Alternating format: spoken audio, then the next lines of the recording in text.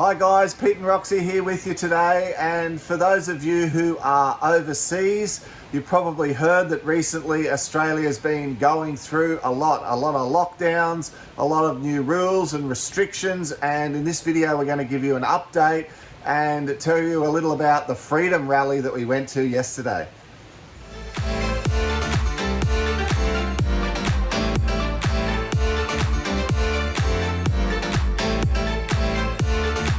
So guys, this weekend Roxy and I were supposed to go away for a weekend together without the kids, and we were really looking forward to it, building up to it. You know what it's like with the kids. We'd got all the food organised, got the babysitters organised, got the dog sat, the whole thing all worked out, and then like a day before we find out that the government imposed new restrictions. They've made a hard border between Queensland and New South Wales.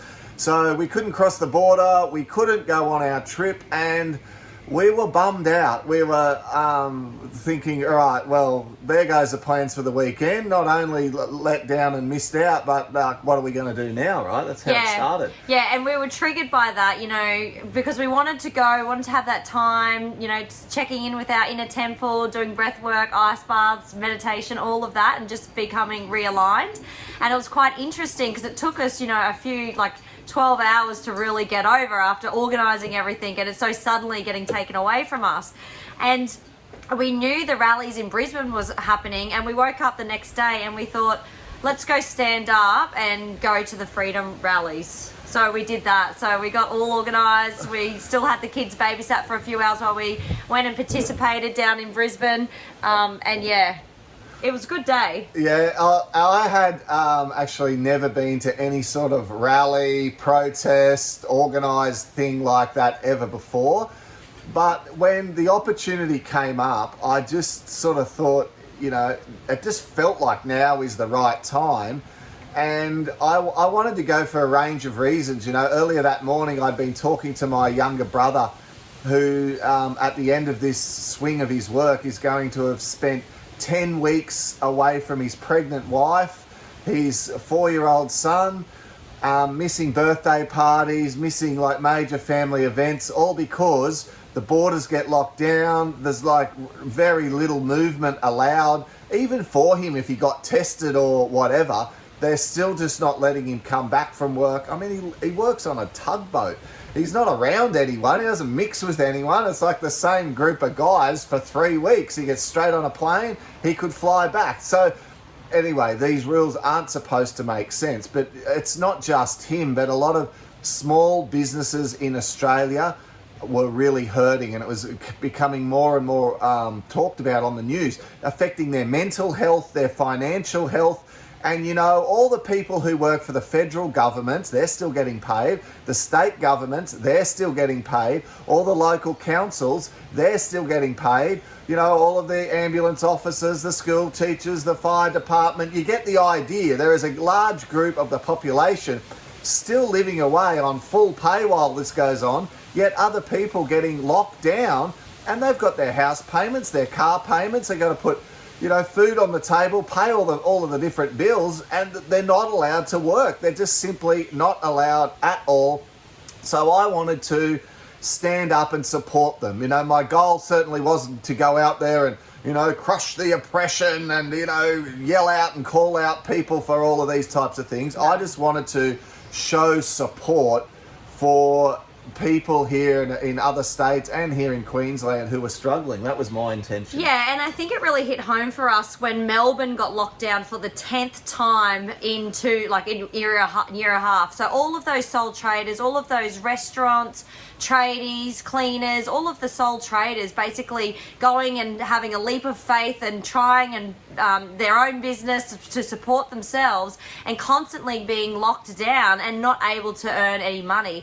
And I think we just went into this realization that you know, they're human, they're just like us, and we should be standing up on behalf of them. And, you know, it really hit home when we seen some people really speaking out down there, how much they're suffering. You know, they don't get any things from the government to help support them.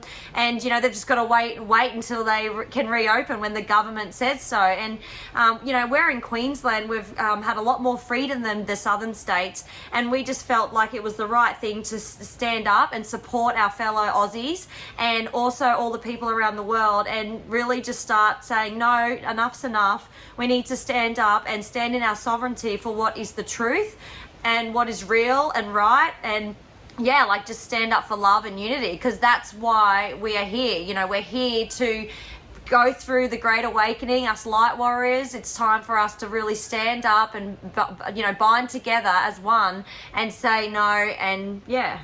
And it's, I tell you, it's a heck of a mix of people that go to one of these things, you know. Like, when you stand there and you're aware of being the observer and aware of seeing people play out emotions and play out different roles, and you kind of can see, you know, I love that saying, what you are speaks so loudly people can't hear what you're saying. You just sit back and you watch people and you just see what they do. And yeah, look, some people go to, you know, they're getting all angry and they jump up on a park bench and they say their little piece and yell it all out. And I smile and let them, you know, have the opportunity to have their voice and say what they really need to say.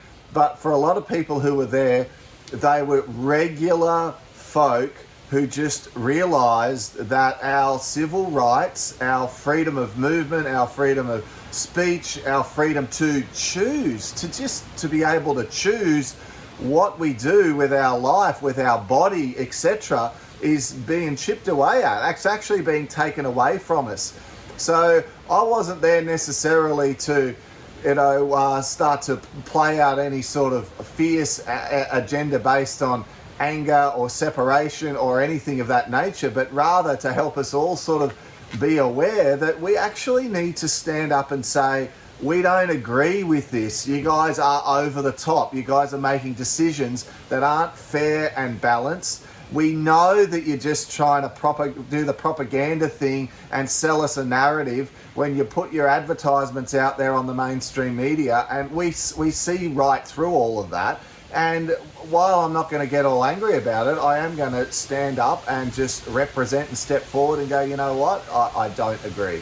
Yeah, so look, we were walking and marching in peace. There was families with prams and young kids and setting up for our future generations, and no means it was aggressive or projecting or judging or anything like that. It was really nice to be around like-minded people and that vibration lifting the frequency on the planet. And we hope you are, you know, doing well wherever you are in the planet, and we'll come back and talk to you again soon. Yeah, guys, we hope you like the footage. And we also, like, my father walked with us. He'd never walked in anything before, and he said, can I come? I want to stand up too.